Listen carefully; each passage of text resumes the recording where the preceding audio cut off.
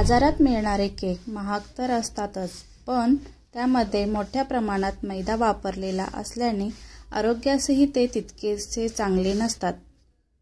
अशा वेळी घरच्या घरी विकतसारखा लुसलुशीत रवा केक करता येतो।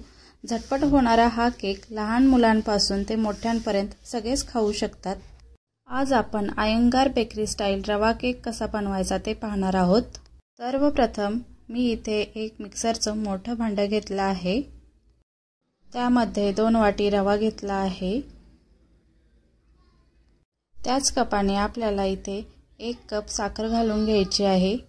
सारख्याच कपने आपल्याला यामध्ये अर्धा कप मिल्क पावडर घालून घ्यायची आहे। सगळ्यात पहिल्यांदा आपल्याला ही सर्व कोरडी जिन्नस मिक्सरला बारीक करून घ्यायचे आहेत। सर्व जिन्नस बारीक केल्यानंतर आपल्याला यामध्ये 1 कप गरम करून थंड केलेलं दूध, पाऊण कप दही, तसेच पाऊण कप तूप घालून घ्यायचं। तुम्ही इथे तुपाऐवजी तेलही वापरू शकता, जे तुम्ही रेग्युलर वापरता। शेवटी यामध्ये पाव चमचा मीठ घालून मिक्सरला छान बारीक करून घ्यायचं। मिक्सरमध्ये या मिश्रणाची एकदम फाईन पेस्ट तयार होते। रवा केक बनवण्यासाठी आपलं बॅटर तयार झालं आहे। रवा वापरल्यामुळे आपण हे 30 मिनिटं झाकून ठेवू, म्हणजे रवा फुलतो। आपण केक कुकरमध्ये बनवणार आहोत, त्यामुळे कुकरमध्ये एक जाळी टाकून मध्यम आचेवर 5 मिनिटांसाठी आपण कुकर प्रीहीट करून घेणार आहोत। अर्धा तास झालेला आहे। बॅटर कसं झालेलं आहे आपण चेक करू। रवा छान फुलला आहे। रव्याने पाणी आणि तूप शोषून घेतलं आहे, त्यामुळे मिश्रण थोडं घट्ट झालं आहे। त्यामुळे आपण यामध्ये थोडेसं दूध घालून घ्यायचं, छान असं फेटून घ्यायचं। तुम्ही दुधाऐवजी पाणीसुद्धा वापरू शकता।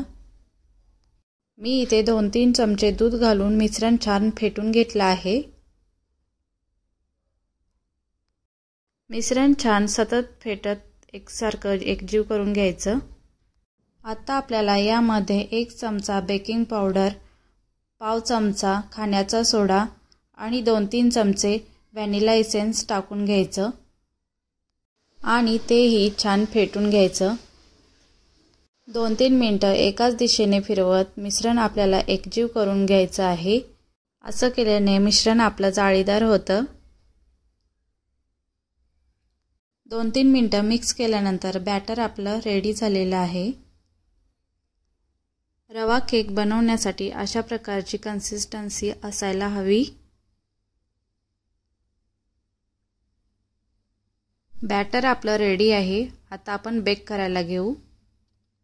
मी इथे कुकरचा डबा घेतला आहे।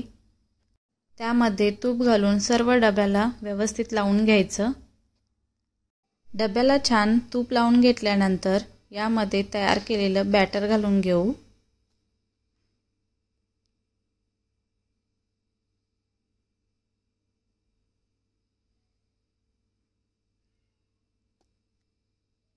डब्यामध्ये बॅटर घातल्यानंतर डबा अशा प्रकारे टॅप करून घेऊ। मध्यम आचेवर कुकर प्रीहीट झालेला आहे। कुकरच्या मध्यभागी हा डबा ठेवून झाकण लावून मध्यम आचेवर 30 ते 35 मिनिटं हा रवा केक आपल्याला शिजवून घ्यायचा आहे। साधारणतः 35 मिनिटं झालेली आहेत। केक तयार झाला की नाही आपण चेक करू। तुम्ही पाहू शकता टूथपिक इथे एकदम क्लीन निघाली आहे। केक थंड झाल्यानंतर आपण पहिल्यांदा याच्या कड्या रिकाम्या करून घेणार आहोत। एका प्लेटवरती हा केक आपल्याला उलटा करून घ्यायचा आहे। अगदी हलक्या हाताने मी इथे केक सरळ करून घेतला आहे। तुम्ही पाहू शकता एकदम परफेक्ट असा होममेड केक तयार झालेला आहे। केक अगदीच स्पॉन्जी आणि जाळीदार झालेला आहे। तुम्ही हा एकदा नक्की ट्राय करून बघा। रेसिपी आवडली असेल तर चॅनेलला लाईक करा, शेअर करा आणि सबस्क्राईब करा। धन्यवाद।